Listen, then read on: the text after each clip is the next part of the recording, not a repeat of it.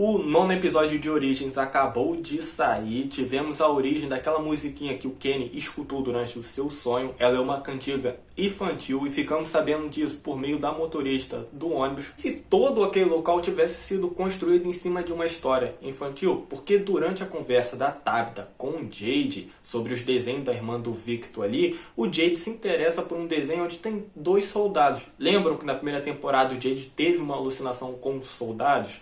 Só que a Tabitha fala que aqueles desenhos da irmã do Victor são baseados em uma história que a mãe do Victor contava para eles. E também tivemos a revelação nesse episódio que aquele cântico que o Kenny escuta era uma música infantil, relacionando certas coisas ali da cidade. A cântico infantil, a história infantil. Será que aquela história infantil que o Ethan vive falando não tem alguma coisa a ver também? Talvez não tenha sido inspirado, sido uma base ali também para construir aquele local. Porque em vários momentos aí, durante a primeira e tanto essa segunda temporada, o Ethan tira menções a esse conto infantil que ele vive falando e ele consegue relacionar certas situações ali da cidade. Será que também não foi uma das ideias de base ali para construir aquele local ali também?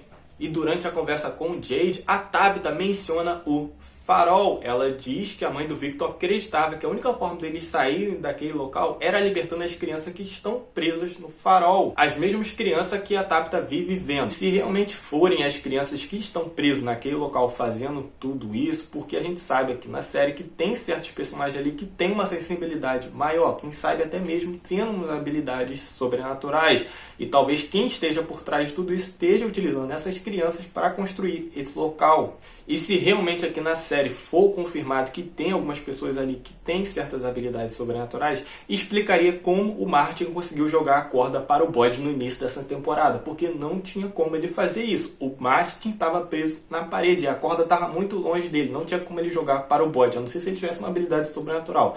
E se isso se confirmar na série, explicaria como ele fez aquilo. Eu já vou falar sobre as 3 vítimas que teve nesse episódio, as possíveis vítimas. Mas antes eu vou falar sobre um acontecimento que teve no final do episódio anterior, mas a gente só viu a conclusão nesse, que envolve o Reg e a sua esposa. Quando a gente vê o Reg saindo correndo da sua casa pedindo ajuda. Vemos o que aconteceu com a esposa dele. Ela morreu enquanto estava dormindo. De início eu achei que ela poderia ser uma das 3 vítimas que o cântico se refere.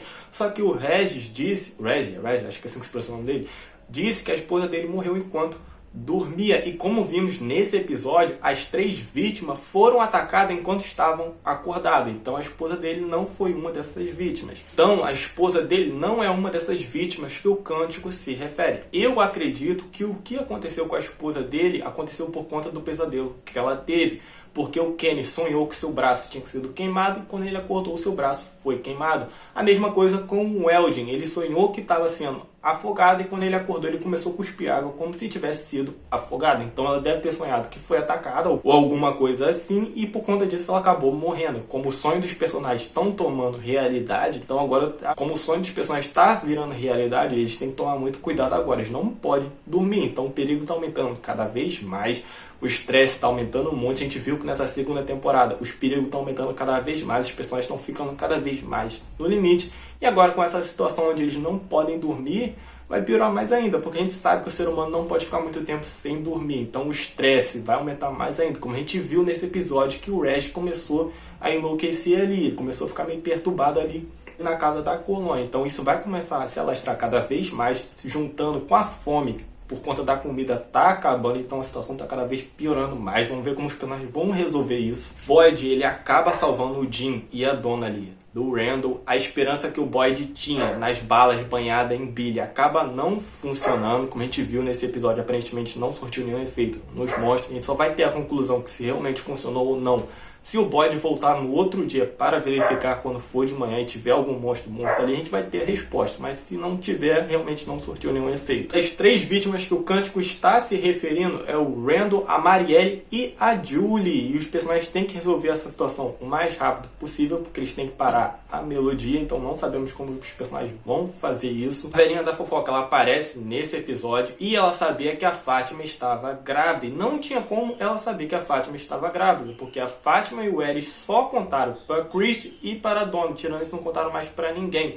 Então não tinha como ela saber que a Fátima estava grávida. E quando questionada, a velhinha inventa uma desculpa ali que não colou. Eu ainda continuo duvidando dessa velhinha aí da fofoca, ela é muito suspeita.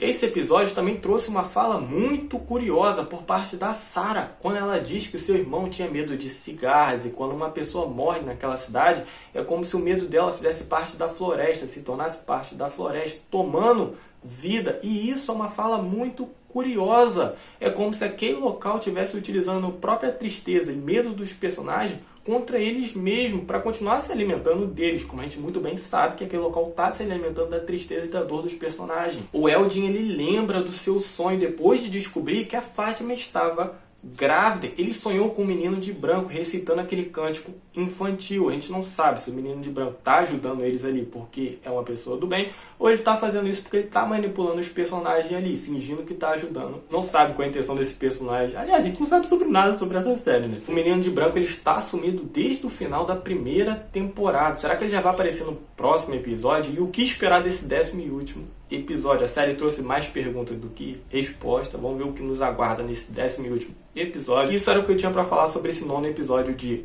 Origem. Então o vídeo vai terminar por aqui. Até uma próxima e tchau.